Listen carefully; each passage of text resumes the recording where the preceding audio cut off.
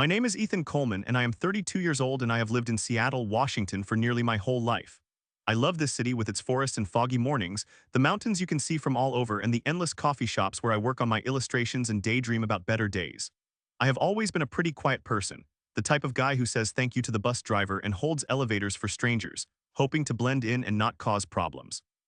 I live in an old but well-kept apartment building at the edge of a dense neighborhood dotted with tall trees and friendly dogs, and I thought of my apartment as a sanctuary, a place where I could draw, play music, and relax.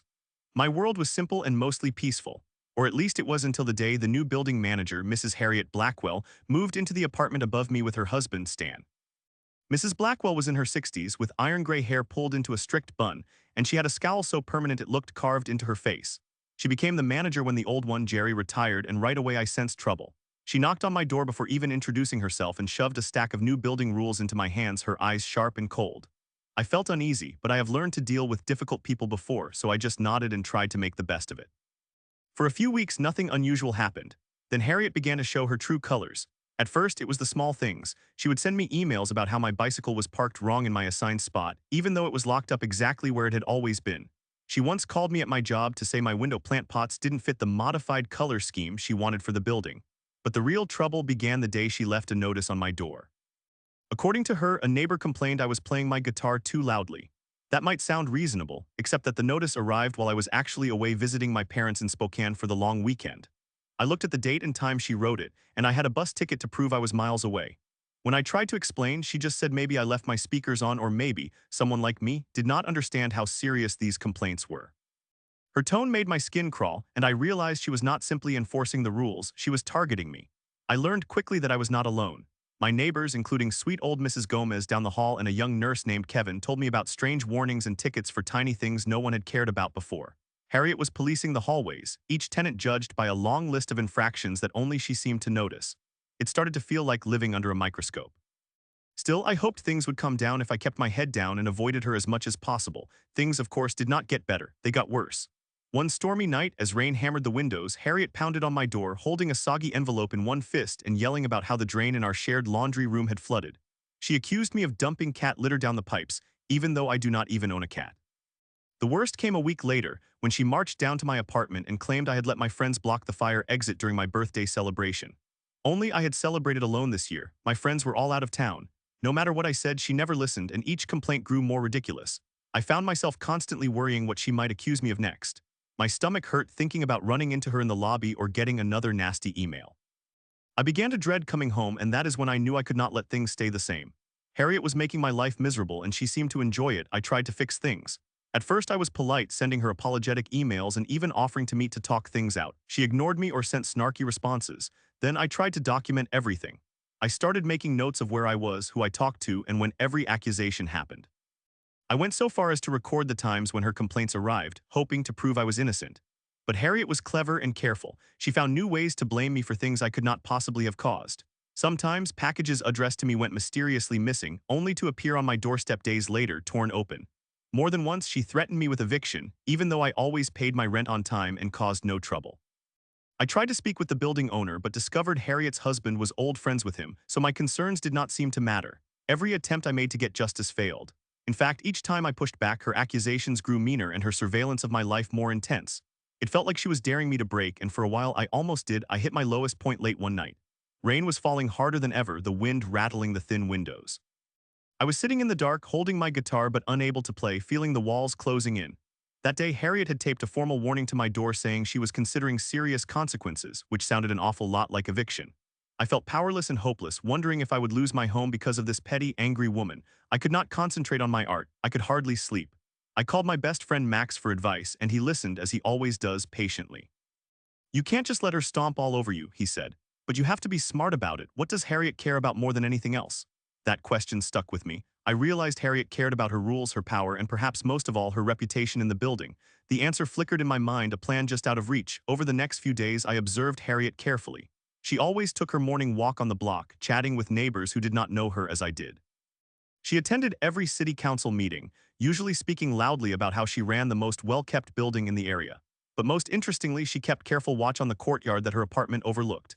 Each afternoon, I saw her on her balcony, staring at the community planter boxes she managed, fussing over the flowers and taking photographs for the building newsletter. Everyone praised her for her green thumb. I hatched a plan, but it would take time and patience. First, I started volunteering at the local park's community garden under the guidance of a woman named Ruth. I learned the basics of plant care and composting, asking lots of questions. Ruth was delighted by my interest and soon let me help organize the spring planting event. Then I struck up conversations with my neighbors, especially the ones Harriet had been hardest on. I listened to their stories and shared some laughs about the impossible rules. We built a little camaraderie, a team united against unfair treatment. Our building had a group message board, but Harriet was its moderator and deleted any messages that made her look bad. So I started a private group on another platform and invited everyone who wanted a better sense of community and fairness. People joined quickly, eager for a safe space to talk. One night, I found a pile of discarded plant clippings and food scraps on the curb near Harriet's courtyard planter boxes. It was against city rules to dump waste there, as we all got regular flyers from the city about keeping the neighborhood clean. But Harriet, queen of the rules, apparently thought the warnings did not apply to her. I snapped a few discreet photos and uploaded them to the group. Others added their own stories of Harriet's rule-breaking, blocking the hallway with her furniture, using the laundry room late at night, even letting her husband park in spots not assigned to them. We collected evidence, careful and respectful, not going overboard. Finally, the group made a plan. We would compile our proof, write a calm and clear letter, and send it to the owner, making it impossible to ignore by including signatures from every tenant except the Blackwells. The day we submitted the letter, I felt nervous but hopeful. It did not take long for Harriet to find out. Her reaction was exactly what I had imagined. She stormed around the building, furious, demanding to know who had betrayed her. She even threatened to ban the group message board, but the owner told her that since it was off the building's official site, she had no right to do so. Suddenly, the power balance had shifted. The owner, faced with so many united tenants and undeniable proof of Harriet's behavior, ordered a review. Harriet's husband lost his special parking privileges. The real estate company apologized to victims of unfair fines. And best of all, Harriet received an official warning that any further misconduct would mean losing her position and possibly her apartment. For the first time, I saw Harriet look shaken and uncertain, not the all-powerful ruler she had pretended to be. After that, things changed. Life in the building improved. Harriet stayed out of sight more and stopped her constant patrols.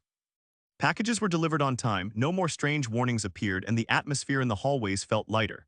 My neighbors and I continued our group, growing closer as friends. I started hosting open mics in my apartment, inviting people to share music and snacks. The whole building felt warmer, as though we had all taken something sour and turned it into something sweet.